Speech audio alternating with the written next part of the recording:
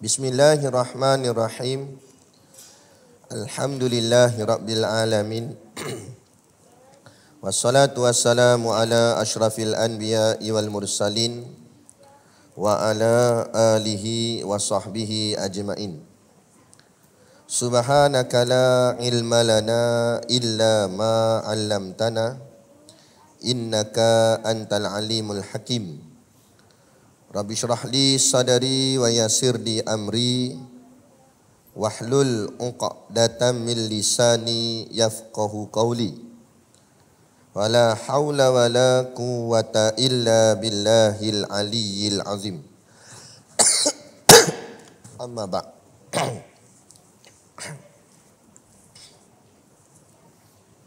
Alhamdulillah, kita sama-sama panjatkan syukur kehadiratillah subhanahu wa ta'ala yang dengan limpah dan kurnianya diizin oleh Allah subhanahu wa ta'ala kepada kita pada malam ini untuk sama-sama kita menyambung kuliah pengajian kitab kita, iaitu kitab Risalatul Tauhid, yang moga-moga dengan pengajian kita ini akan menambahkan lagi keimanan dan keyakinan kita kepada Allah subhanahu wa ta'ala.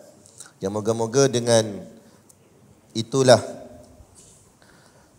kita dapat diselamatkan Allah daripada azab api nerakanya dan dimuliakan kita untuk ditempatkan di dalam syurganya nanti di hari akhirat kelak, insya-Allah.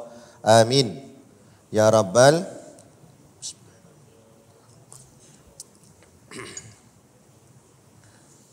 Yang saya hormati pengerusi masjid dan seluruh saf kepimpinannya, para imam, para bilal, tuan-tuan siak yang tak dapat kita nak sebutkan namanya satu persatu, yang amat-amat disanjungi para asatizah, alim-alim ulama, tuan-tuan guru, ustaz ataupun ustazah yang hadir pada malam ini, mohonlah ditegur kepada hamba yang fakir dalam bidang ilmu ini, sekiranya apa yang disampaikan dan dikongsikan ada salah dan silapnya.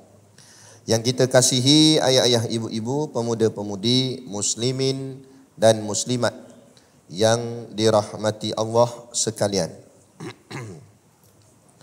Baik, kita sambung kitab Risalatul Tauhid, kitab Jawi lama, pada muka surat 5, pada nombor 2. Kalau Rumi pun sama, surat 5 tak? Betul. Qala al-muallif rahimahullahu ta'ala wa nafa'ana wa iyyakum bi ulumihi fid daraini amin ya rabbal alamin. Kata pengarang kitab nombor 2, tempat ambilannya, iaitu diterbitkan daripada Quran dan hadis. Yang ketiga, kandungannya, iaitu mengandungi pengetahuan dari hal membahaskan ketetapan pegangan, kepercayaan kepada Tuhan dan kepada Rasul-Rasulnya daripada beberapa simpulan atau ikatan kepercayaan dengan segala dalil-dalil supaya diperoleh iktikad yang yakin. Kepercayaan yang putus sekira-kira menaikkan perasaan bekerja dan beramal menurut bagaimana kepercayaan itu. Baik. Ini kita sambung lagi berkenaan dengan tajuk dia, Mabadi Asyarah. Mabadi Asyarah ni ingat balik, iaitu membahaskan tentang sifat ataupun ciri-ciri ilmu yang kita mengaji ni. Ciri-ciri dia macam mana? Hari tu kita dah masuk, kita dah mengaji, iaitu nama. Nama ilmu ni apa dia? Kita kena kenal. Bila mengaji ilmu ni kena tahu ilmu ni ilmu apa. Kita selalu kuliah rajin datang, tapi bila orang tanya ngaji benda, ngaji ilmu agama, betul dah ilmu agama, tapi ilmu agama tu dia ada pecah. Dia ada tauhid, dia ada fiqh, dia ada tasawuf. Tauhid tu pula macam mana? Fiqh macam mana? Tasawuf macam mana? Kena tahu. Nama kitab pun kena tahu. Kan? Nama ni kitab apa nama dia? Siapa pengarangnya? Sebab istilahnya, orang dulu-dulu kata, tak kenal maka tak cinta. Kalau tak kenal Allah, maka tak cinta pada Allah. Tak kenal Rasulullah, tak cinta Rasulullah. Tak kenal ulama, macam mana nak cinta ulama? Tak kenal Islam, macam mana nak cinta pada Islam? Jadi kita kena ambil tahu. Soal dunia kita ambil tahu detail A sampai Z, kita boleh ambil tahu bab dunia, bab kereta, bab pejabat, kan? Bab-bab keduniaan kita lah. Takkan bab agama kita tak boleh nak ambil berat. Kata kita nak masuk syurga, kan tak? Jadi ni. Jadi ini perbahasan dia, maknanya kita kena ambil tahu ciri-ciri ilmu yang kita nak mengaji ni. Ilmu yang kita nak mengaji ni nama apa? Ilmu yang kita mengaji ni, kitab yang kita pakai ni, ilmu ni ilmu tauhid. Okey. Lepas tu kita nak bahas pula yang kedua, iaitu dia kata tempat ambilannya. Maksud tempat ambilannya, ilmu ni ambil mana? Mana datang ilmu ni? Cedok kat mana? Main reka sendiri ke macam mana? Gitu. Kita kena ambil tahu. Tempat ambilannya, Tok Syekh sebut sini, iaitu diterbitkan daripada Quran dan hadis. Quran dan hadis. Maknanya isi di dalam kitab ni, dalam ilmu ni, iaitu ilmu tauhid ni, bukan direka-reka oleh ulama, tapi isinya dicedok daripada ayat-ayat Al-Quran, daripada hadis-hadis Nabi sallallahu alaihi wasallam. Maka hasil daripada itulah maka terhasilnya kitab-kitab agama seperti ini. Okey, yang dimaksudkan belajar Al-Quran bukan hanya membacanya. Kalau membacanya sahaja tapi tidak memahaminya, maka apakah fungsi Al-Quran kalau begitu, kalau sekadar hanya dibaca? Kan? Sebab tu kadang-kadang ada orang, minta maaf, cakap baca Quran rajin tapi perangai tetap tak berubah. Macam tu juga. Jadi bukan hanya untuk dibaca Quran. Quran dibaca dan difaham. Nak faham Quran macam mana? Itulah namanya ilmu-ilmu agama. Ilmu tauhid, ilmu fiqh, ilmu tasawuf. Sebab dalam banyak-banyak ayat Al-Quran tu ada yang ayat tauhid, ada yang ayat fiqh, ada yang ayat tasawuf. Maka ulama buat kitab-kitab ni, kitab tauhid, kitab fiqh, kitab tasawuf. Kitab ni untuk menerangkan apa makna ayat tersebut. Ayat tu nak apa? Apa yang ayat Allah nak suruh kita buat? Apa benda yang nak kena buat? Begitu juga dengan hadis-hadis. Maka terhasillah kitab-kitab agama seperti ini.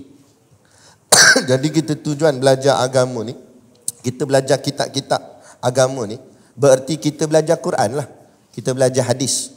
Sebab apa? Sebab isi dalamnya Quran dan hadis.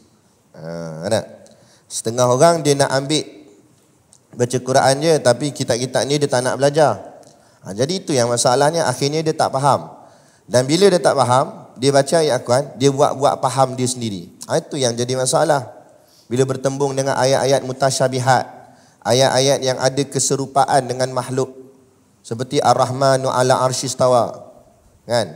Ar-Rahman duduk di atas arash. Dia kata Ar-Rahman duduk atas, Allah duduk di langit. Masalah. Jadi berfahaman Wahabi, kan? Yadullahi fawqa aidihim, tangan Allah di atas tangan mereka. Dia faham terus Allah tu ada tangan. Sebab apa? Sebab tidak dengan ilmu. Sebab tu penting untuk kita belajar biar dengan kefahaman ilmu. Ni yang ulama-ulama karang kitab. Ulama-ulama kita dulu, dia karang kitab bukan pasal nak cari dunia, bukan pasal nak bagi laris buku, bukan pasal nak bagi ada keuntungan. Tak ada. Kitab pondok ni kalau kita tengok harga kat kedai berapa ringgit sangat je. Yang kitab lama lah, kitab Jawi lama. Kalau yang telah dirumikan tu memang mahal sikit. Tapi yang originalnya, yang ditulis dengan tulisan Jawi lama, berapa ringgit je? Kadang RM2, RM3 je. RM2, RM3 nak untung apa? Isi dalam ni punyalah tinggi punya isi. Isi dia sangat bernilai. Tapi dia tak letakkan harga tinggi-tinggi sebab dia bukan nak kaut keuntungan dunia. Tujuan dia tulis sebab dia nak sampaikan ilmu kepada masyarakat, supaya masyarakat reti tentang agama. Tu je tujuan. Bukan nak bekerja bahagian dunia. Tu ulama. Tu ulama. Jadi bila kita faham mengaji tauhid ni mana asal dia, tempat ambilan dia ada dalil, iaitu daripada Quran dan hadis, bukan rekaan ulama, bukan memandai-mandai. Jadi ada orang cakap apa, sumbernya Quran hadis. Jadi kalau ada puak-puak mana kata ini bid'ah lah dan sebagainya, ni bid'ah apanya, kita ambil daripada Quran dan hadis. Bukan satu benda yang baru, cuma disusun semula untuk memudahkan faham, itu saja. Yang ketiga, nombor 3, kandungannya. Kandungan apa? Kandungan ilmu ini. Apa yang terkandung dalam ilmu ni? Kita kena tahu lah. Nak mengaji satu ilmu, kena tahu isi dalam dia, benda, cerita apa. Kan? Kandungannya, iaitu mengandungi pengetahuan dari hal membahaskan ketetapan pegangan kepercayaan. Jadi kandungan dalam kitab kita duk mengaji ni, ilmu tauhid ni, dia mengandungi pengetahuan, yakni ilmu pengetahuan yang membahaskan ketetapan. Ketetapan apa? Pegangan. Pegangan ni maksud akidah. Akidah kita kena tetap, tak boleh goyang-goyang, tak boleh kejap macam ni, oah, jak kanan, jak kiri, tak boleh. Dia kena tetap. Apa pun jadi tetap macam tu. Yakin, kena yakin betul-betul. Pegang Allah tu satu-satu sampai bila-bila. Allah tu begini. Jangan lagi kita ni orang datang racun kita sikit, dah kona kot lain pula. Tak mau. Yang sebab tu perlu kepada ilmu dan kefahaman. Kenapa kita berpegang begini. Sebab kita tahu dalilnya, kita tahu apa sebabnya. Kena tahu semua tu, barulah pegangan kita ni tetap. Dipanggil jazam dalam bahasa Arab. Jazam, tak goyang dah. Ini penting tuan-tuan, ayah ibu yang dirahmati Allah sekalian. Sebab zaman yang kita nak hadap ke depan ni, zaman yang menggoncang akidah. Zaman orang nak merosakkan akidah umat. Di mana zaman yang akan datangnya satu fitnah yang sangat besar yang dirisaukan oleh baginda Rasulullah SAW. Itu semua kita pun dah maklum, iaitu fitnah Dajjal. Bila dia nak keluar kita tak tahulah, tapi tanda-tanda ni dah semakin dekat. Kalau orang mengaji tanda-tanda kemunculan Dajjal ni, ngaji bab hadis kan, tanda-tanda akhir zaman dan sebagainya, tanda-tanda tu dah kau lama kau nampak. Makin lama makin jelas. Jadi makna kedatangannya tu dah semakin dekat. Jadi kalau tak ada persediaan daripada awal, adakah kita yakin bahawa kalau tiba-tibalah dia muncul depan kita, adakah kita berani yakin yang kita memang takkan bergoncang iman, takkan terpedaya dengan dia, kalau kita ni tak betul-betul meletakkan kesediaan, menetapkan akidah kita ni betul-betul dengan ilmu dan amal. Kalau kita tak pegang betul-betul, tak payah kata Dajjal, baru cucu cicit Dajjal je goyang habis dah, ikut habis dah.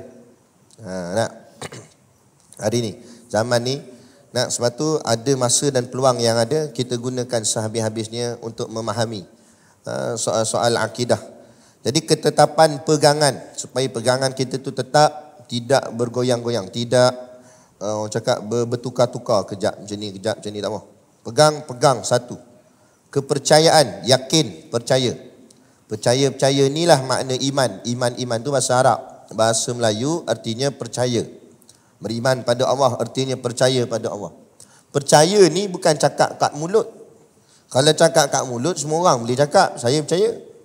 Percaya ni mesti dibuktikan dengan perbuatan, dengan kesungguhan.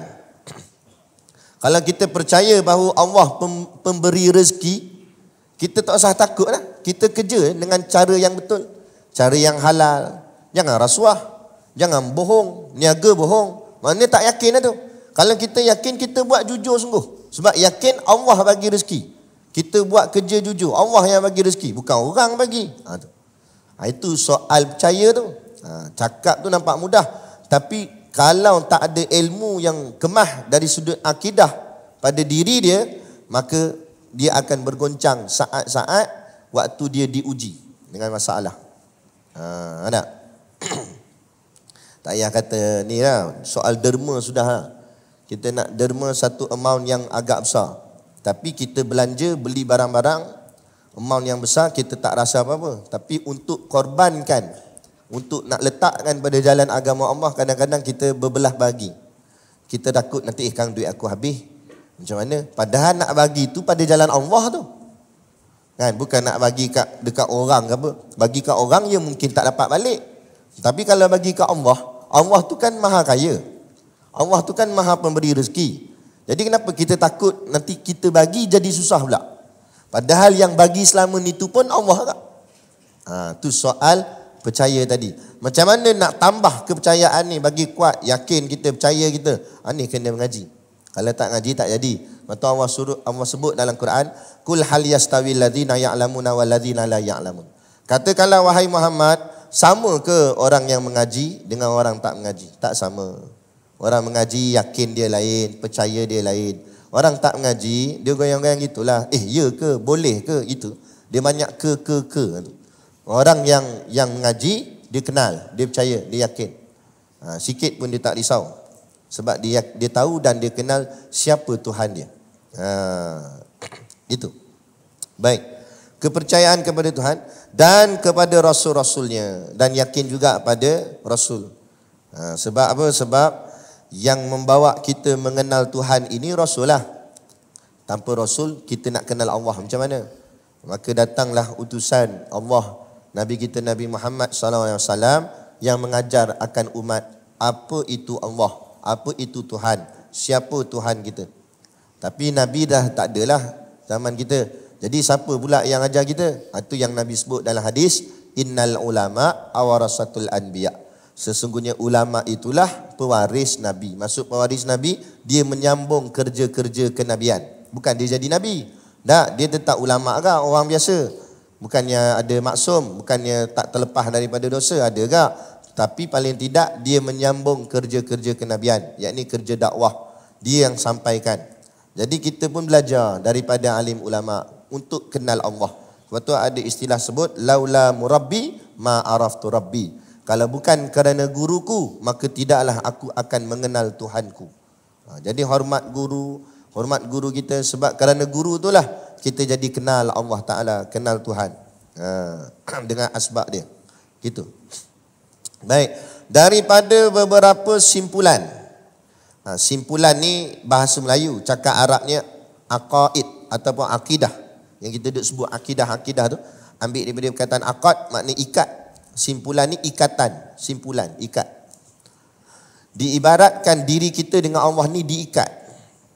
Maknanya orang cakap dilinkkan, disambungkan ikatan tu supaya kita ni bergantung dengan Allah macam sesuatu yang tergantung. Ni atas kita ikat tergantung. Bergantung dengan Allah. Yakin dengan Allah. Kalau kita pegang tali dan kita tahu tali yang diikat ke atas tu diikat pada suatu benda yang kukuh. Contohlah batu ke besi ke. Kita yang bergayut ni risau tak? Tak risau sebab ikat benda kukuh. Tapi kalau ikat atas benda yang rapuh, kita duduk tengok atas, macam nak patah je ni. Kita jadi risau. Jadi kalau kita ikatkan diri kita pada Allah, nak risau apa? Sebab Allah tu segala-galanya. Allah tu Tuhan yang maha kaya, segala-galanya lah, yang maha hidup.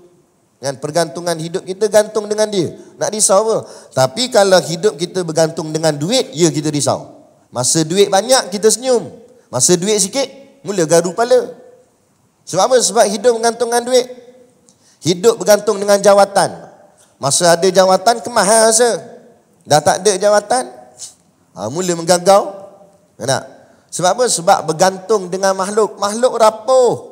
Makhluk tak ada apa. Duit sebanyak mana pun, walau jutaan, walaupun bilion, dia tetap akan habis.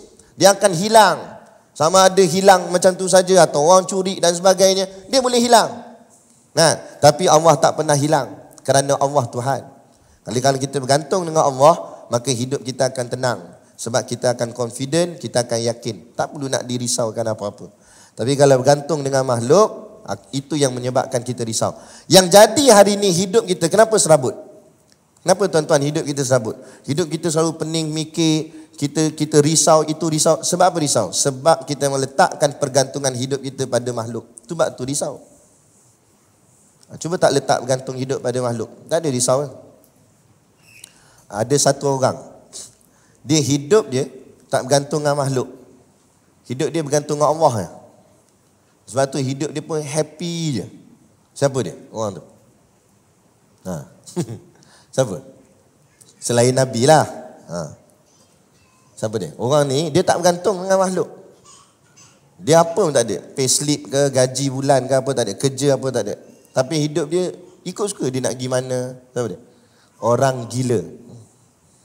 Betul tak? Orang gila ada gaji. Mana gaji? Kerja ada? Kerja tak ada. Tapi makan cukup, minum cukup. Yang lagi kita pelik, masa Covid itu, dia tak kena Covid. Nampak? Padahal pergi sana, pergi sini, pergi sana, pergi sini. Kadang pelik juga. Kadang minum air teh ais semalam, basi lah minum. Tak sakit perut lah tu. Hidup dia betul-betul dengan Allah. Dia tak ada bergantung dengan makhluk. Sebab tu dia tak pernah pening. Dia tak pernah risau. Yang pening kita. Yang risau kita. Dia pun tengok kita ni siapa gila dia kata. Aku ke hang kata. Kan? Dia relax dia pergi mana relax. Gelak aja dia hidup dia. Tenang, relax kan. Tapi bukanlah suruh kita jadi gila, taklah. Tapi tengok kalau orang gila pun nak boleh bergantung dengan Allah, takkan kita yang waras tak bergantung dengan Allah. Gitu. Kan? Jadi ini beberapa simpulan ikatan atau ikatan kepercayaan dengan segala dalil-dalil. Dan apa yang kita pegang ni, yang kita ikat ni, yang kita percaya ni, bukan percaya nonong gitu je. Kita percaya berserta dengan dibawa segala dalil-dalil. Apa makna dalil? Dalil ni artinya bukti. Setiap apa yang kita pegang tu ada buktinya. Barulah keyakinan kita bertambah kuat. Contoh, orang tanya, Allah ni wujud tak? Allah ni ada tak? Ada lah. Kalau ada, buktikan. Mula kita pening. Tapi kalau kita boleh buktikan, yakin. Tak ada masalah. Orang nak rot kita macam mana ke, orang nak tolak ke, tak ada masalah. Sebab kita pegang dengan penuh keyakinan. Sebab apa yang kita pegang bukan semata-mata pegang, tapi berserta dengan dalilnya. Ada buktinya apa yang aku pegang. Baru kuat. Baru orang nak rosakkan kita ke, nak rosakkan keyakinan kita, kefahaman kita, tak jadi apa. Ini perisai yang sangat kukuh. Betul, ada seorang ulama, dia karang sebuah kitab, nama kitab tu Perisai Bagi Sekalian Mukallaf, nama dia. Inilah perisainya. Inilah benteng yang paling kuat. Sebab tu apa pun orang buat kacau kat dia, tak ada apa. Dia perisai bukan harta, bukan pangkat, bukan jawatan. Dia tengok hari tu K Ayah Pin dulu tu. Siapa golongan yang ikut Ayah Pin? Bukan cikai-cikai, bukan mak rempit doktor, peguam, profesor ikut Ayah Pin. Padahal Ayah Pin tu sesat. Yang ikutnya doktor, profesor, orang hebat-hebat dah kalau tengok dari segi keduniaan dia. Tapi gagal juga. Dia tak faham dan dia tak kenal akidah. Dia tak kenal Tuhan. Akhirnya orang setara Ayah Pin je, cakap sikit terpedaya dah ikut Ayah Pin. Nampak? Itu bahaya tu. Kalau kita tak memahami akidah dengan betul. Walaupun kita ni gaya hidup tu nampak macam orang hebat sisi dunia, kan? Sebab dunia tak ada apa. Dia akhirat. Jadi kena ada satu keyakinan. Nak dapat keyakinan tu mesti dengan ilmu, dengan mengaji, dengan faham, dengan dalil. Supaya dia kata diperoleh iktikad yang yakin. Bila kita pegang dengan penuh keyakinan, ada dalilnya lagi, ada buktinya, maka apa yang kita pegang tu jadi yakin, sesungguh-sungguh yakin. Jadi bila yakin, orang nak rosakkan macam mana pun, kita tak goyang. Sebab bila kita tak yakin, orang tak tanya tak apa, kita steady. Tiba-tiba orang tanya, macam mana? Betul ke tak ni? Tuhan duduk di langit ke Tuhan duduk di mana? Entah, aku tak tahu. Dia jadi goyang. Dia tak yakin. Nak jawab macam mana? Nak jawab. Kita tak boleh jawab atas muka bumi ni, tak pergi. Kan? Pening-pening macam mana pun, pergi kedai sebelah makan mi goreng, selesai. Kan? Boleh makan lagi. Tapi nanti dalam kubur, kalau tak boleh jawab, macam? Boleh selesai. Atas tanah ni tak boleh jawab, boleh tak tanya ustaz? Telefon ustaz hang tanya kat aku tak erti aku telefon ustaz ya. Kan? Boleh tak telefon tanya tok guru? Kan? Dah mati esok kalau malaikat tanya nanti tak boleh nak jawab, nak telefon siapa? Nak telefon ustaz. Kalau telefon ustaz pun ustaz tak angkat. Kenapa kau ni dah mati awak telefon aku? Ustaz pun takut tak? Kenapa? Jadi makna nak cerita atas dunia tak apa lagi orang boleh tolong. Tapi nanti dalam kubur nafsi-nafsi. Tu baru cerita kubur, belum cerita kiamat ni, akhirat ni. Baru cerita kubur saja dah nafsi-nafsi. Tak ada siapa nak boleh tolong kita melainkan ilmu dan amal yang menjadi bekalan semasa kita hidup dulu. Kalau masa hidupnya ada mengaji, yang ilmu dia mengaji itulah nak jawab soalan-soalan dalam kubur tu nanti. Kalau masih dalam hidupnya ada amal ibadah ni lah yang nak jadi timbangan pahala nanti dia di hari akhirat nanti. Tu dunia ni tempat dia. Tempat kita mengumpul segala yang mampu kita kumpul. Sama ada nak kumpul dunia atau nak kumpul akhirat. Fikirkanlah. Kumpul dunia nak kumpul sekali kamu, nak kumpul harta banyak mana, rumah banyak mana, kereta banyak mana. Tapi ingat, saat kematianmu, segala yang kamu kumpul akan meninggalkan kamu. Tapi kalau kamu kumpul pahala, kamu kumpul ilmu, kumpul sebanyak mana. Mengaji ni atas ada orang kuliah dia ada. Ngaji lah, macam-macam kitab dia mengaji. Berilmu, lepas tu beramal pula, semayang sunat banyak-banyak. Semua ni bila dia mati ikut sekali. Jadi fikirkan. Bukan sampai kita kata tinggalkan dunia, tidak. Ambillah dunia atas sekadar barang perlu. Untuk barang kita nak pakai masa hidup.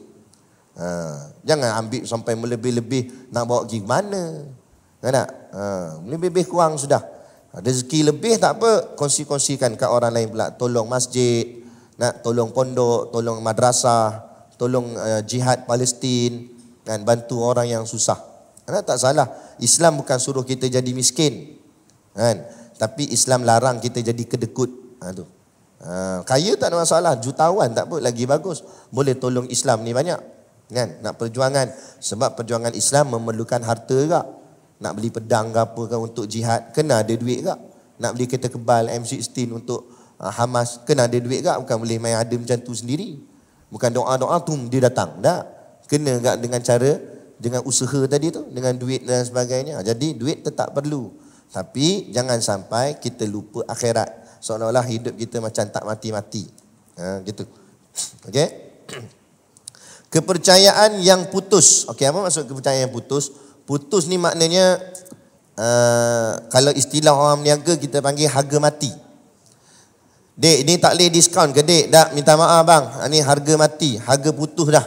Putus tu masuk pak, tak ada sembang lah. Maknanya tak dah habis. Tu. Ni i'tiqad yang putus, kepercayaan yang putus, maknanya tak ada kona-kona dah, tak ada nak ejaz-ejaz lah. Macam tu, tetap. Tu maksud kepercayaan yang putus. Dalam bahasa Arab dipanggil jazam. Tetap, tak berubah dah. Tu. Yang ni yang kita nak dapat ni.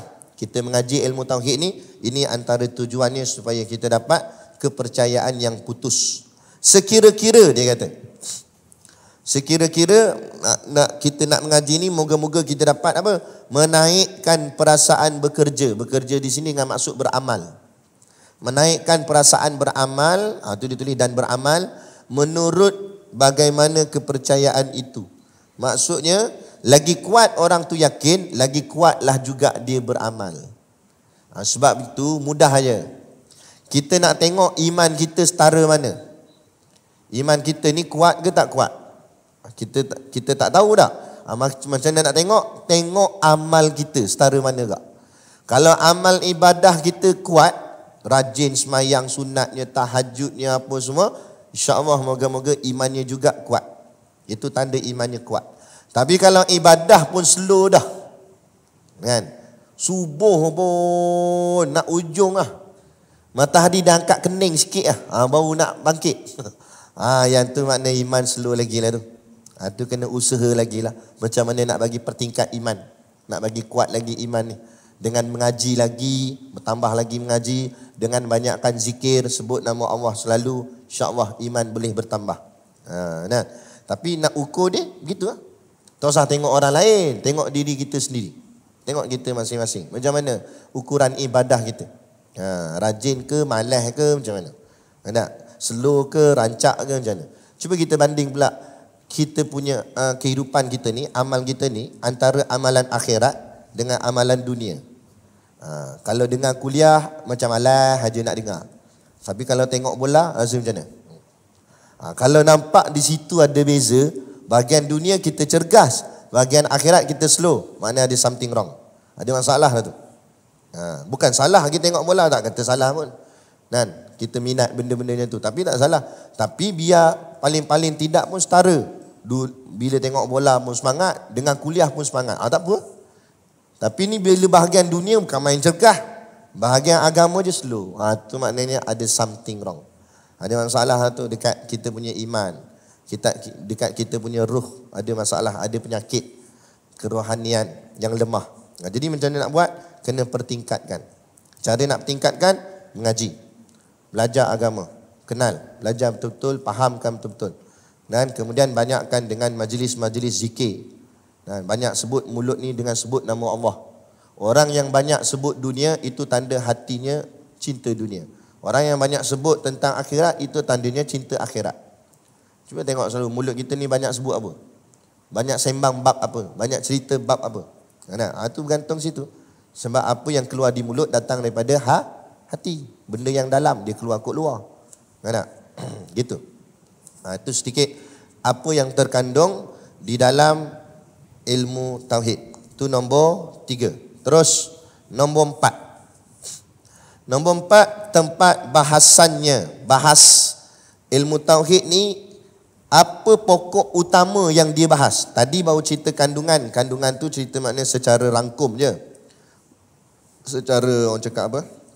Rawak gitu, secara berlebih kurangnya. Adapun nombor 4 ni dia spesifikkan. Dalam pengajian ilmu tauhid ni, apakah topik utama yang dibahaskan dalam ilmu tauhid ni? Itu kita kena tahu. Tempat bahasannya atau ditulis itu mauduknya. Mauduk ni ambil daripada perkataan wada'a. Wada'a artinya letak. Jadi tempat letak. Ilmu ni apa yang diletak dalam dia? Kepada 4 tempat. Ada 4 topik yang paling besar atau topik yang paling utama yang dibahaskan dalam ilmu tauhid. Ada 4 tempat. Iaitu yang pertama pada zat Allah.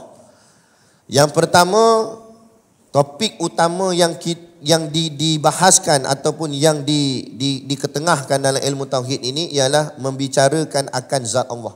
Zat Allah di sini dengan maksud diri Allah.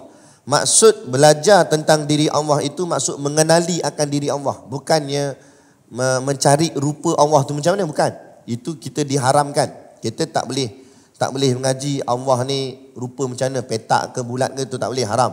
Sebab apa yang kita bayang itu semuanya makhluk. Kita tak pernah tengok Tuhan. Jadi apa yang kita bayang, kita pejam mata, kita bayangkan Allah. Apa yang kita bayang tu makhluk. Sebab otak kita, cara dia berfikir, dia mampu membayangkan sesuatu yang dia pernah lihat. Kita tak pernah lihat Allah. Kita pernah lihat makhluk. Jadi bila otak kita berfikir, dia akan membayangkan rupa-rupa makhluk. Jadi tak akan mampu kita membayangkan Allah tu macam mana sebenarnya dari segi dirinya. Adapun yang dimaksudkan belajar diri Allah ni, belajar mengenal akan diri Allah dengan mengenali sifat-sifat Allah. Bila kita belajar sifat, akan membawa mengenal zat. Kan? Contoh, orang yang berhubungan dengan saya lah, orang yang kenal. Beza dengan orang yang tak kenal. Orang yang tak kenal, dia akan kata saya ni kalau kuliah cengeng. Tak semestinya cengeng selalu. Kadang-kadang memang orang buat video potong pendek-pendek kat TikTok tu, time kita mengamuk lah dia buat video pendek tu. Tapi ada masa kita relax ya, ada masa kita buat joke, ada juga.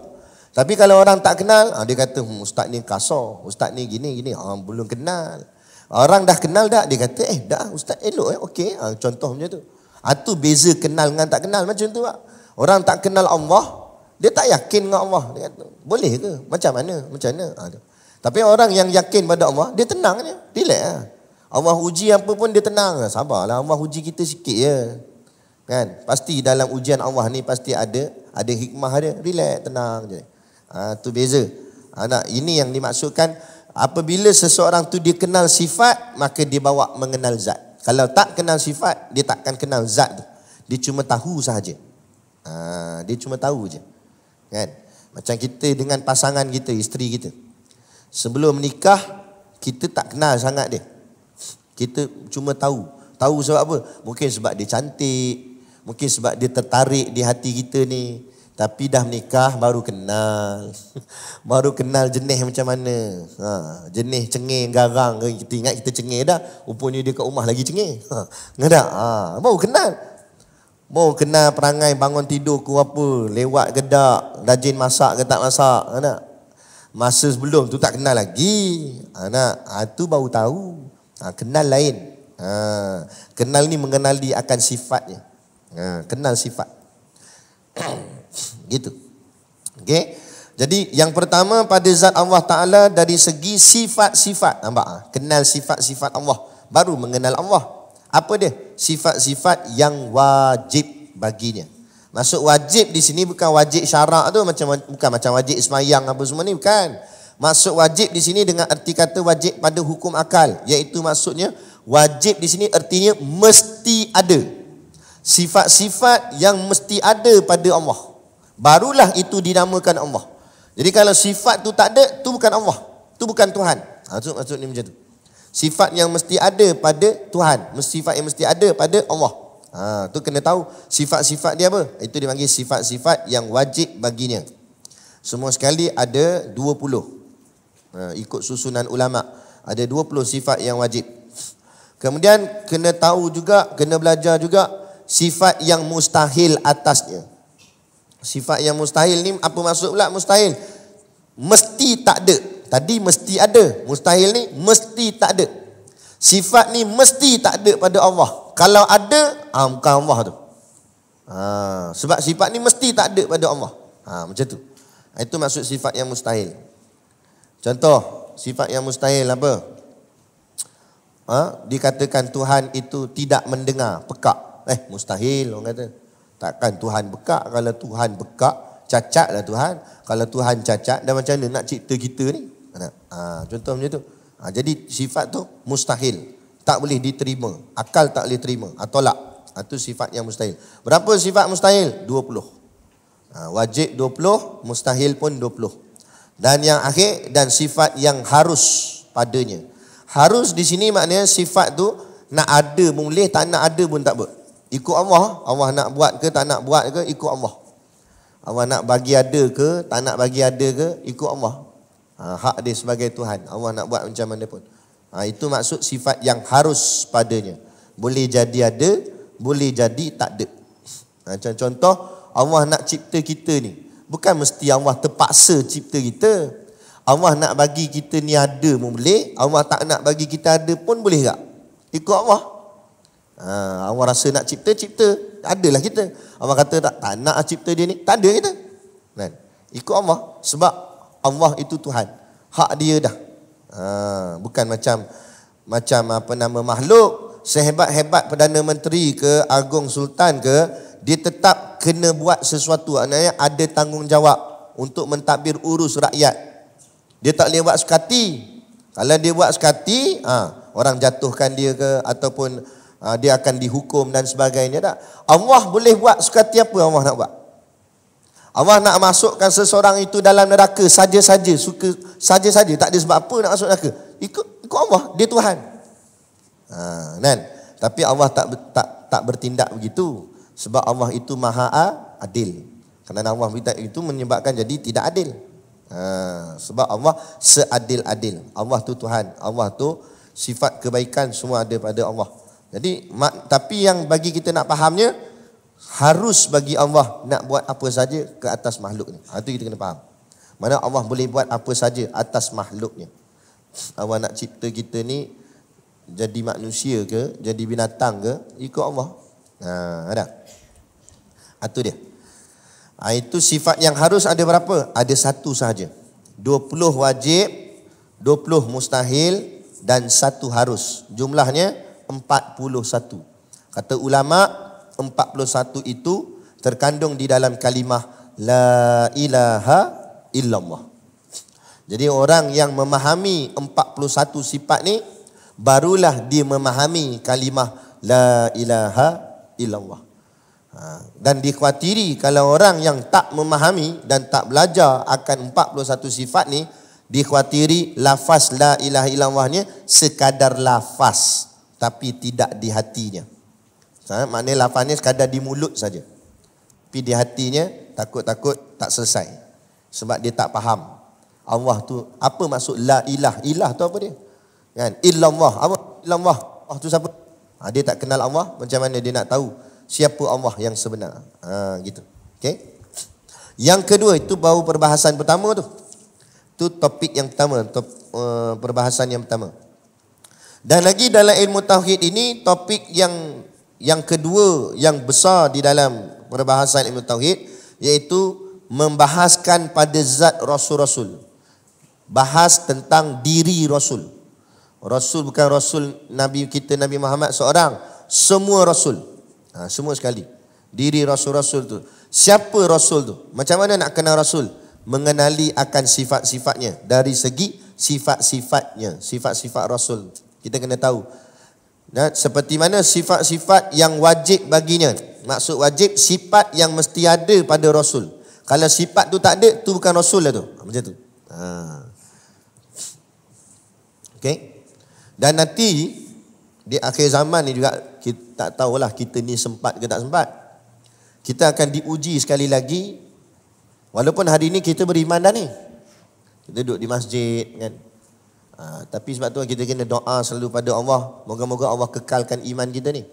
Kita kena ingat dalam ni peristiwa Isra' Mi'raj kan, kita di musim bulan Rejab ni kan. Isra' Mi'raj tu peristiwa yang membezakan yang hak dengan yang batil. Berapa ramai orang yang asalnya dah beriman dengan Nabi dah, dan beriman dengan Allah Rasul dah.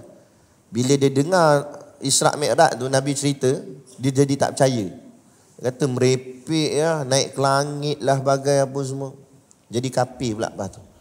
Kita ni, hidup kita, zaman kita ni akan bertembung macam tu juga. Di mana ke depan kita ni, kita akan diuji dengan perkara-perkara yang ghaib. Perkara-perkara yang pelik-pelik. Antaranya apa dia? Kita akan diuji untuk mengenal Rasul. Macam mana kita nak kenal itu Rasul ke bukan Rasul? Sebab orang boleh menyamar kan? Nak kenal Imam Mahdi pun pening lah. Ini nak kenal Rasul. Sebab akan ada Rasul kembali balik ke dunia ni. Siapa dia? Nabi Isa alaihissalam. Yang kita lupa kan? Nabi Muhammad memang tak ada dah, tapi Nabi Isa akan turun semula. Waktu tu macam mana nak tahu itu Nabi Isa ke tidak? Kristian lagi dia tak kenal. Walaupun dia duduk sebut Jesus, dia tak kenal. Kalau dia kenal Nabi Isa, dia tak akan jadi sembah Jesus. Dia akan bersama dengan kita jadi orang beriman. Macam mana kita nak kenal Nabi Isa kalau kita tak tahu akan sifat-sifat seorang Rasul? Ni kena mengaji sifat yang wajib bagi Rasul apa, sifat yang mustahil bagi Rasul apa, sifat yang harus bagi Rasul apa.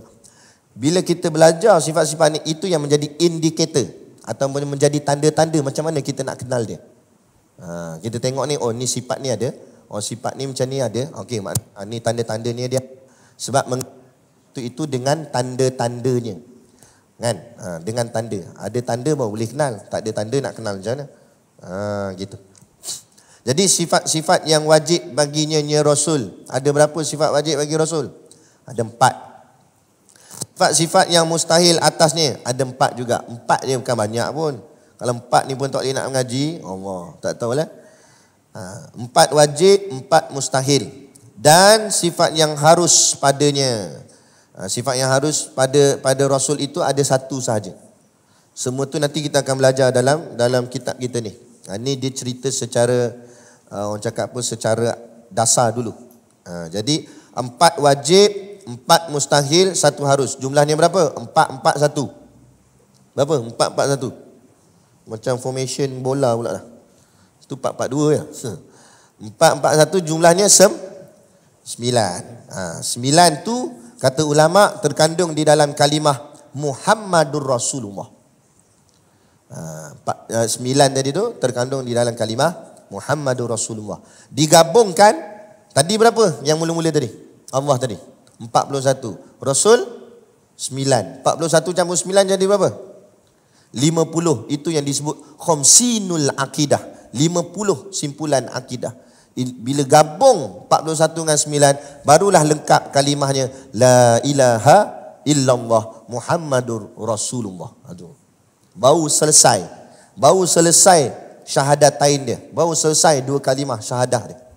Kalau tak, 2 kalimah syahadah tu hanya duduk di bibir, hanya duduk di mulut tapi tak masuk di hati. Ada. Yang kita paling takut memang mengucap dah kita ni, ngaku Islam dah, di IC tulis Islam dah, betul, tapi takut di hati tidak Islam.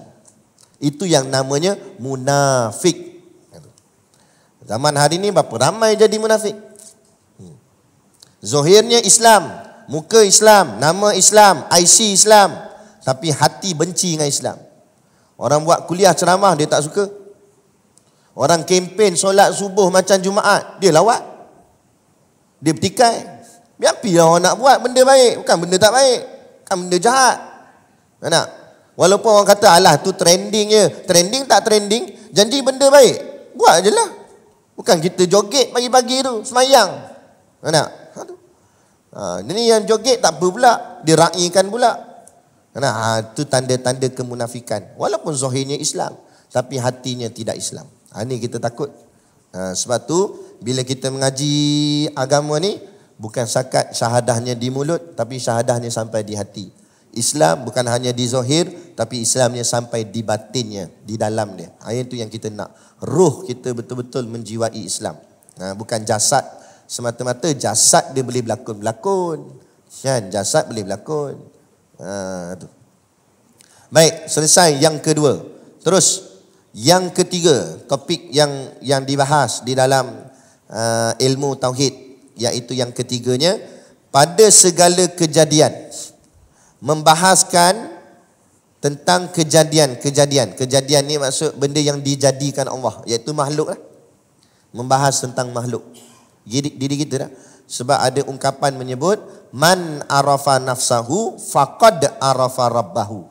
Siapa yang kenal dirinya makhluk, barulah dia kenal akan Tuhannya.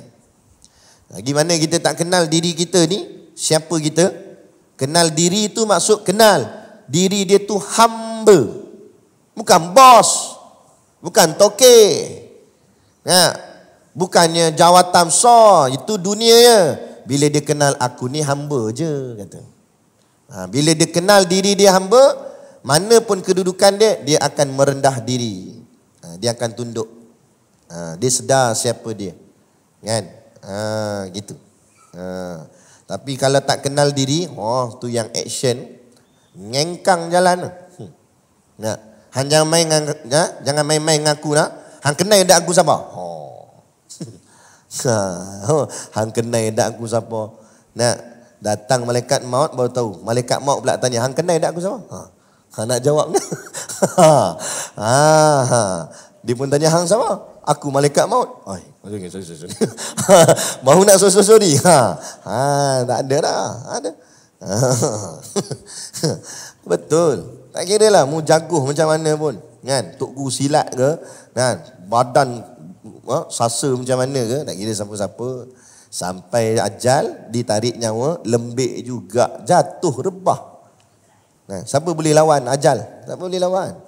Firaun yang keliling dia ni bodat saja Allah. Bukan sikit-sikit orang. Ratus keliling dia nak jaga dia seorang. Firaun. Mati tak dia? Mati. Nak. Malah dalam mati, bumi pun tak nak terima. Lepas tu mumia Firaun mana tanam dalam tanah atas. Bumi tak nak terima. Sama macam Kamal Atatürk, kan? Pembelot Islam, dia yang menjatuhkan kerajaan Islam, kerajaan Turki Utsmaniyah. Kamal Atatürk, kan? Jahatnya dia. Bila ditanam masuk dalam tanah tolak balik jasad dia ke atas. Tak boleh terima. Bumi tak nak terima dia. Sebab bumi ni milik Allah. Bumi milik Allah. Itu kita ni jangan sombong sangat sampai langsung tak boleh nak singgah rumah Allah, masjid. Takut-takut mati esok orang nak bawa jenazah kita kat masjid nak semayang, masjid pun tak nak terima. Ada? Gitu. Ada? Jadi fikir, ni semua milik Allah belaka ni. Allah mudah nak buat apa pun. nak bagi jatuh, Allah boleh bagi jatuh. Kita tengah duduk atas tanah ni, kalau Allah nak bagi tanah ni runtuh kita. Nak bangunan kita duduk atas ni, kita ingat ringan-ringan ke atas ni. Nak batu simen ni, berapa kilo berat ni. Nak tampung besi-besi atas ni. Kalau Allah nak kata runtuh, jatuh, kita semua habis dalam ni. Mudah bagi Allah. Kan? Tu orang kalau fikir balik pelik tuan-tuan. Biasa kita dengar motor aksiden dengan kereta, tu logik lah. Motor aksiden dengan kereta aksiden dengan lori, itu normal. Tiba-tiba orang kata motor aksiden dengan kapal terbang. Macam. Tapi sungguh Allah tunjuk tu. Yang hari tu, hari tu Elmina tu. Motor dengan kapal terbang. Siapa sangka kawan tu naik motor balik kerja dengan rutin biasa dia. Balik kerja macam biasa balik. Tahu-tahu kapal terbang jatuh di atas nak tempuh dia. Sama kita ni duduk kita buat benda biasa. Kita tak tahu kapal terbang lalu atas kita. Kalau orang nak kata jatuh. Tu sebab tu fikirkanlah. Kalau nak buat benda maksiat, nak buat benda tak elok, bila-bila masa je Allah boleh buat apa saja ke atas kita. Itu bila kita fikir macam tu, kita tak berani nak buat. Tak payah kata nak buat, lintas di hati pun Allah, astagfirullah, terus takut. Sebab itu tanda rasa yakin Allah sentiasa melihat kita. Baru kita ada rasa takut-takut. Itu takut tu maksudnya takwa. Tapi kalau tak ada rasa takut, nampak joget, melompat joget, tak ada sebab apa dia. Kan? Siap ada yang sombong lagi. Tengok kami buat apa-apa tak jadi apa-apa pun, tak kena azab pun. Dan Allah tak tahu ke? Allah tahu. Allah tengok tak? Allah tengok. Dan tu kenapa Allah biar? Allah nak terus biar dia sesat. Nak tengok sejauh mana dia nak sesat lagi. Macam mana? Lepas tu jangan sombong. Jangan sombong. Kan? Dunia tak apa lagi Allah bagi. Tak apalah, kamu nak berjoget. Akhirat esok siap tu. Gitu je. Baik. Itu segala kejadian dari segi jirim-jirim. Okey, jirim ni apa dia? Jirim ni nama lain bagi zat untuk makhluk. Kalau zat itu untuk Allah. Maknanya zat tu diri Allah. Kalau jirim maknanya zat juga, diri juga, tapi untuk makhluk. Jadi ulama bezakan nama dia supaya kita tak keliru. Kalau zat Allah, jirim makhluk. Jirim tu maksudnya diri makhluk. Tu jirim. Nanti kita akan belajar lebih dalam lagi bab jirim ni. Ini dia cerita dasar sahaja dulu. Jirim dan arat-arat. Arat tu apa pula? Arat artinya sifat bagi makhluk. Kalau sebut sifat itu untuk Allah. Tapi kalau arat adalah untuk makhluk. Maknanya arat tu lah maksudnya sifat-sifat makhluk. Boleh faham? Situ je beza dia. Pada perkataan. Ilmu tauhid ni dia bukanlah payah sangat. Dia cuma sebab ulama menggunakan perkataan-perkataan khas, perkataan-perkataan tertentu. Jadi kita kena kuasai perkataan tu. Kalau kita faham perkataan tu, kita senanglah nak faham ilmu ni. Tapi kalau perkataan tu kita tak faham, tu yang kita jadi pening ilmu tauhid ni. Jadi macam jirim, arat, kena tahulah jirim tu maksud apa, arat tu maksud apa, gitu. Sekira-kira keadaannya apa? Keadaannya makhluk itulah jadi pertunjukan dan dalil atas wujud yang menjadikan dia. Kita belajar kenal makhluk ni tujuan apa? Tujuan bila kita belajar kenal makhluk, baru kita sedar kedudukan kita sebagai makhluk Allah sahaja. Itu satu. Yang kedua, dengan melihat makhluk, barulah kita yakin ada yang menciptanya. Sebab makna makhluk apa? Makhlukun artinya yang kena cipta. Kalau yang kena cipta ada, pasti ada yang mencipta. Gitu. Kan gitu. Kalau tengok tombol pintu, kita mesti yakin ada kuncinya. Takkan tombol ada, kunci tak ada. Macam tu. Walaupun kunci tu kita tak jumpa lagi, tak cari jumpa lagi. Kenapa? Kita tak pernah tengok kunci dia. Tapi dengan tengok tombol, hati mesti berkata yakin kunci mesti ada. Sebab ada tombol mesti ada kunci. Ada makhluk, mesti ada yang mencipta makhluk. Jadi tujuan kita tengok makhluk, kita belajar tentang makhluk untuk mengenal yang mencipta makhluk. Macam tu. Sebab tu dalam Quran Allah cerita apa? Allah cerita tentang perihal syurga. Syurga ni hebat, syurga ni cantik, syurga ni indah, bidadari lawa-lawa cantik, Syurga ni minta apa saja pun dapat. Macam-macam lah kehebatan-kehebatan syurga. Bagi orang yang masih lagi rendah pengetahuan dia, dia akan nampak kecantikan tu semata-mata. Dia syok di situ. Melopong dengar. Sedap syurga, kata sedap. Dia nampak syurga tu. Dia nampak hebat syurga tu. Tapi kalau orang yang ilmunya tinggi, dia memahami yang lebih tinggi, maka dia kata, dia fikir macam ni. Itu yang kita panggil berfikir di luar kotak. Dia kata apa? Kalau macam ni lah Allah cerita pasal syurga, maknanya syurga tu cantik, syurga tu indah. Bayangkan yang cipta syurga tu macam mana. Allah tak cerita, tapi Allah cerita apa yang Allah cipta. Orang yang berfikir, dia akan fikir, kalau macam ni yang dicipta pun sudah hebat, yang mencipta tu macam mana? Macam kita tengok telefon lah. Kalau kita tengok telefon kita canggih. Kalau orang tak cerdik, dia tengok canggih telefon je lah. Canggih telefon. Kalau orang cerdik sikit, dia fikir, canggih telefon ya. Siapa cipta ni? Kata. Maknanya orang yang cipta telefon ni mesti bijak ni. Kata. Dia fikir jauh, dia fikir ke situ. Tu. Jadi orang mengaji, orang yang yang memikir soal agama dia akan fikir sampai ke tahap tu. Fikir, macam mana? Akhirnya hati dia membuak-buak, merindui dan memikirkan, tak sabarnya aku nak kenal dan nak jumpa Tuhanku. Dia akan jadi macam tu. Nak jumpalah Allah. Kan? Kalau apa yang Allah cipta pun cantik dah, Allah tu macam mana cantiknya? Allah. Dia jadi rindu pada Allah. Dia cinta pada Allah. Dia tak sabar nak bertemu Allah. Nak bertemu Allah kenapa? Macam mana cara nak bertemu Allah? Mati. Sebut dalam kitab Jawharul Mauhub wa Munabbihatul Qulub, kan? Al-mautu jisrun habib ilal habib. Mati itu jambatan antara kekasih bertemu kekasih. Seseorang yang sudah mengasihi Allah, maka titik pertemuannya ialah al-maut, iaitu kematian. Sebab tu sampai satu tahap, ada orang yang terlampau cinta pada Allah, dia sudah mencintai kematian. Dia cinta mati. Maksud cinta mati tu bukan dia nak mati sangat. Bukan duduk tengah jalan suruh kereta langgar, bukan.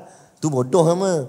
Tapi maksud cinta mati ni, dia dah tak ada rasa hatinya pada dunia. Cinta dunia tu hilang. Orang berlumba-lumba beli kereta baru, dia di situ. Biapi dia kata.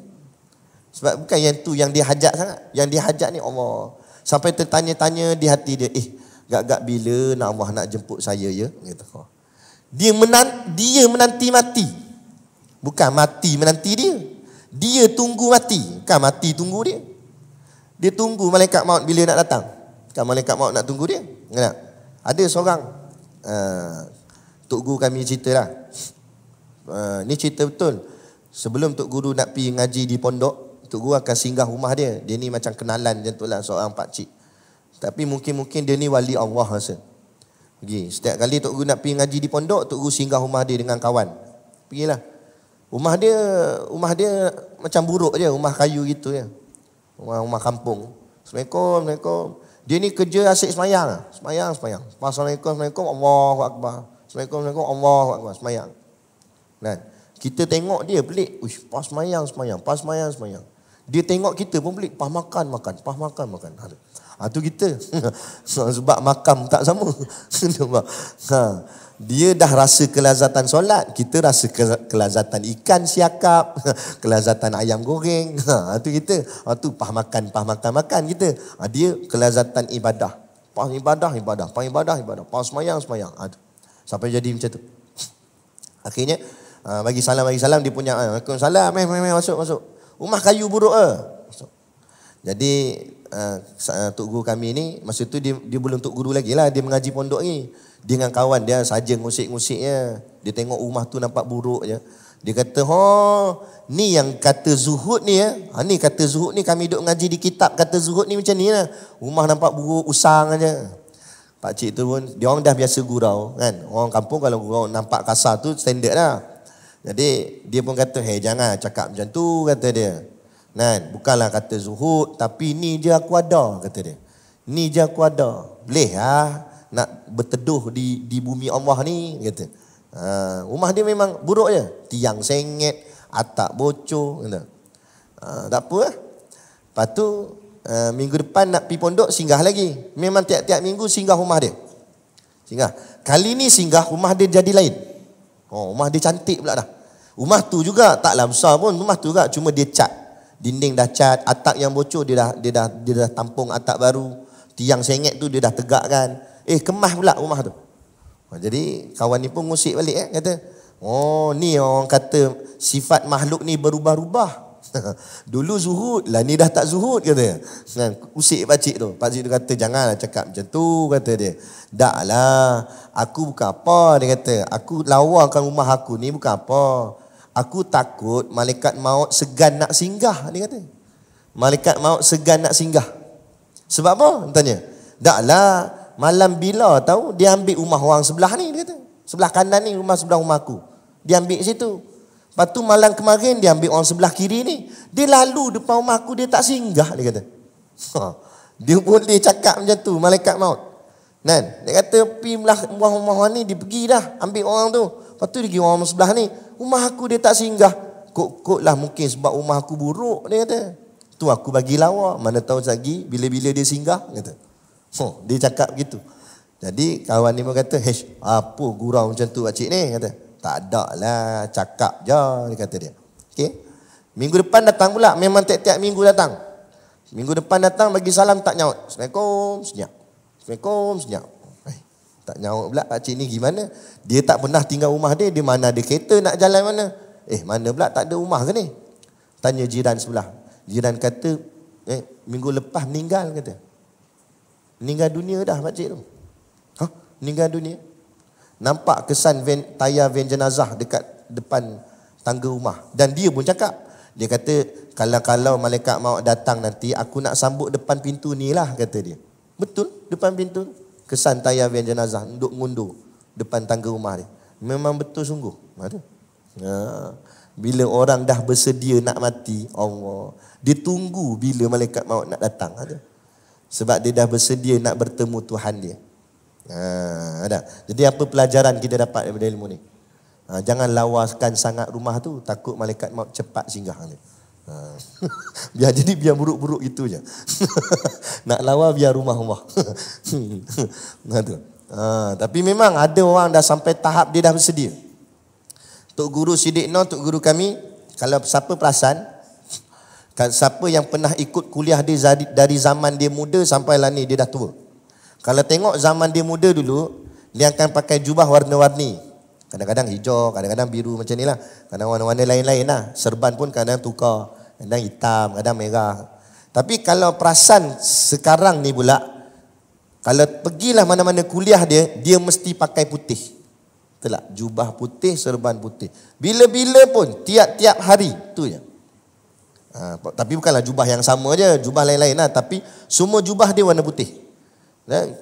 Pernah kami duk tanya, kata Tok Guru, masa dia pergi buat haji dulu depan Kaabah, dia dah kata kat diri dia, aku dah sedia dah, dia kata. Aku sedia dah kalau Allah nak menjemput. Tanda kesediaan dia akan sentiasa pakai putih, seolah-olah putih yang dia pakai itulah kain kapan. Dan dia dah bagi tahu kat kami anak murid dia, kalau andai-andai ana meninggal dah, kata Tok Guru, kalau ana meninggal, nak kapankan ana dengan baju jubah yang ana pakai hari tu. Jadi jubah yang dia pakai hari tu pergi kuliah, jubah tu jugalah akan dikapankan sekali. Dia sampai pesan dekat anak murid dia macam tu. Maknanya hati dia dah betul-betul sedia bila-bila kalau Allah nak jemput dia. Dan dia selalu berdoa, dia nak meninggal ketika sedang mengajar. Tengah baca kitab ini, dia nak rebah. Dia nak meninggal tengah mengajar. Moga-moga itulah harapan yang dia nak sangat. Kan? Tu orang yang dah bersedia. Kita berani cakap tak? Saya bila-bila pun kalau Allah nak ambil, boleh cakap tu. Kita kata, tak percaya ni, sekejap lagi sembahyang isyak, Tok Imam cuba doa macam tu. Ya Allah, kami ni semua dah bersedia. Yang belakang semua, jangan. Sebab kita belum lagi. Kita tak sampai, hati kita tak sampai tahap tu lagi. Tapi ada orang hati ni, dunia ni dia tak ingin sah. Dia tak ingin dah. Dia tak heran pun. Orang bagi 1,000 ke 10,000 ke 1,000,000 ke, dia rasa sama je, tak ada apa. Kita orang bagi sikit, ada muka gini, Orang bagi banyak mula. Terima kasih lah. Mula. Sebab kita ada beza lagi. Kita nampak dunia tu ada beza lagi.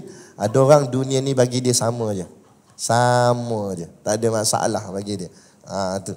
Jadi orang dah sampai tahap dunia sudah tidak ada di hati dia. Bagi dia sama saja. Adapun akhirat, dia nampak kesungguhan dan perbezaan dia. Itu bagi orang yang betul-betul dah sampai ke bahagian dia, makam dia. Dengan sebab ilmu dan amal yang dia mengaji. Inilah tujuan kita mengaji ni. Kenal sifat-sifat makhluk, jirim-jirimnya dan arat-aratnya. Sekira-kira keadaannya itu jadi pertunjukan dan dalil atas wujud yang menjadikan dia. Yang terakhir, yang keempat, perbahasan topik utama dalam ilmu tauhid yang keempatnya iaitu pada segala pegangan dan kepercayaan. Pegang dan percaya dengan kenyataan yang didengar daripada perkhabaran Rasulullah. Ini istilahnya dipanggil sam'iyat. Dalam bahasa Arab dipanggil sam'iyat. Apa maksud sam'iyat?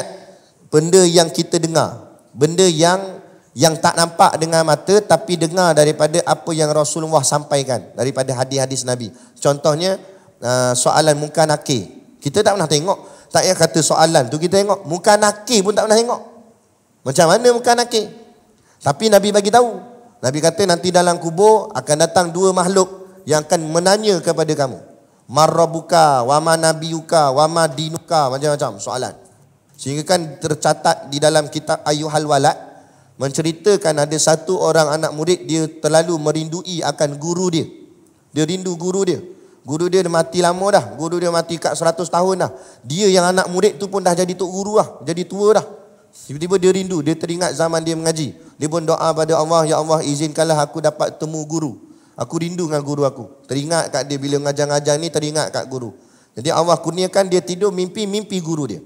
Dia tanya guru dia, apa nasib kamu di sana? Dia kata, aku sudah mati hampir 100 tahun dan sampai sekarang soalan yang ditanya pada aku belum habis. Belum habis. 100 tahun meninggal dah. Tu tok guru, kita tok garu. Bayangkanlah. Tu tok guru, tara boleh jawab tu tok guru sebab dia ada ilmu. Kita pas satu-satu tanya tak lepas. Pas satu moga-moga lepas lah. Jangan minta tak lepas. Moga-moga lepas insya-Allah. Tapi kena ada usaha lah. Kalau malas gitu, tak ada usaha nak lepas macam mana? Kan? Itu dia. Perkhabaran yang diceritakan oleh Rasulullah. Benda tu tak nampak. Kadang-kadang bila iman tak kuat, dia pun jadi macam yakin tak yakin. Ya ke ustaz ni cakap? Ya ke tak ya ke? Mati esok tengok lah. Masa tu baru nak yakin. Sudah terlambat. Sudah terlambat. Kan? Tu ada orang tak percaya azab kubur. Ada. Golongan anti hadis. Dia tak percaya.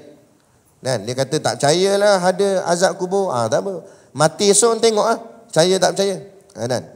Semua orang akan lalu. Kullu nafsin za'iqatul maut. Setiap yang bernyawa pasti mati. Semua akan menghadapinya. Perkhabaran Rasulullah seperti hal-hal syurga, neraka. Ni. Syurga neraka kita tak pernah tengok, tapi Rasulullah khabar kat kita. Macam mana kita nak beriman dengan dia? Itu akan jadi kayu ukur.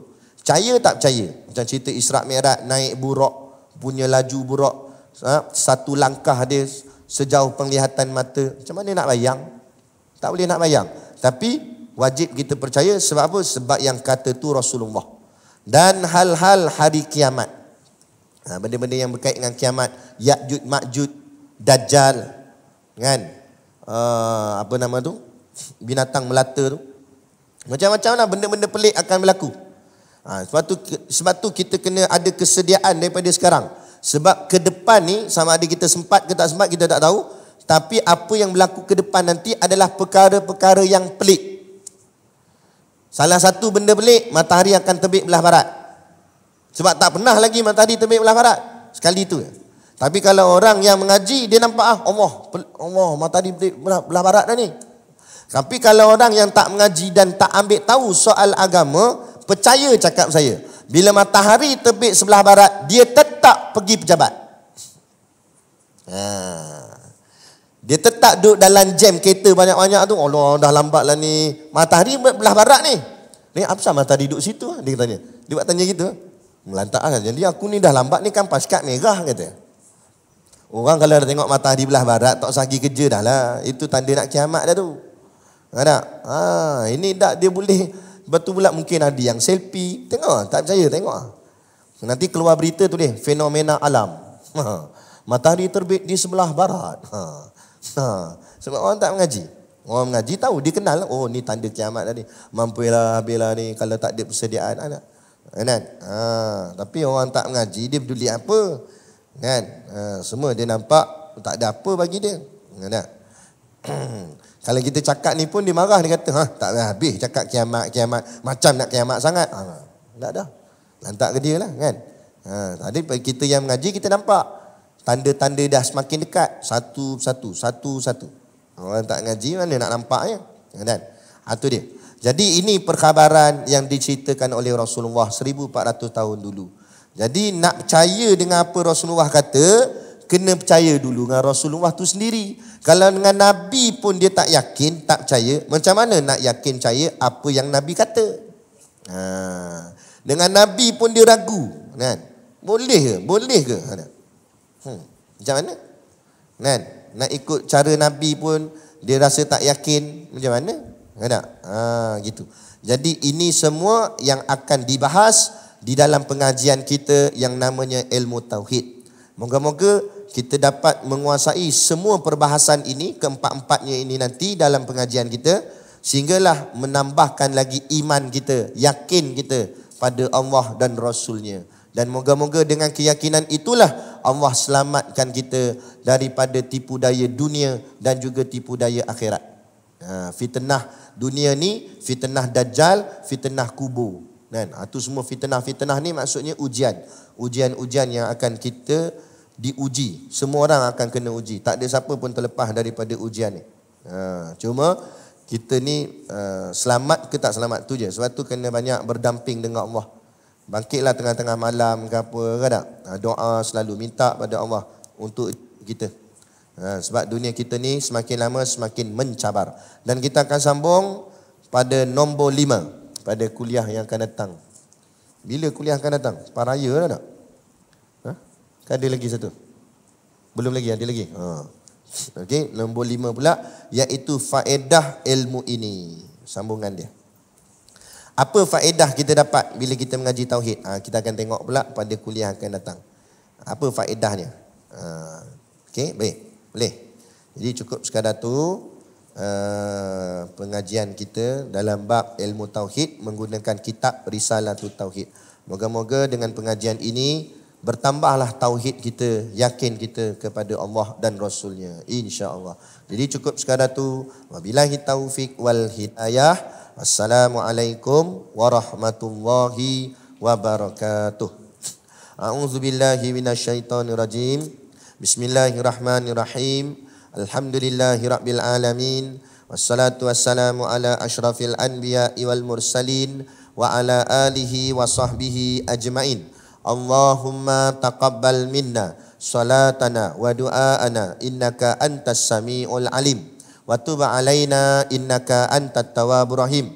Allahumma ja'al dinana dinan nabi Muhammadin sallallahu alaihi wasallam wa islamana islamal muslimin wa imanana imanal mu'minin wa salatana salatal khashiin wa a'malana a'malas salihin wa niyatana niyatal mukhlisin wa dhunubana ya Allah dhunubal mustaghfirin wa hayatana hayatal ulama wa mautana bimautis syuhada wa adkhilnal jannata ma'al anbiya'i alaihimus salatu wassalam. Rabbana atina fid dunya hasanah wa fil akhirati hasanah wa qina azabannar wa qina azabannar wa qina azabannar. Sallallahu ala khairi khalqihi sayyidina Muhammad wa ala alihi wa sahbihi wasallam. Subhana rabbika rabbil izzati amma yasifun wa salamun alal mursalin walhamdulillahi rabbil alamin. Amin ya rabbal alamin. Taqabbalallahu minna wa minkum.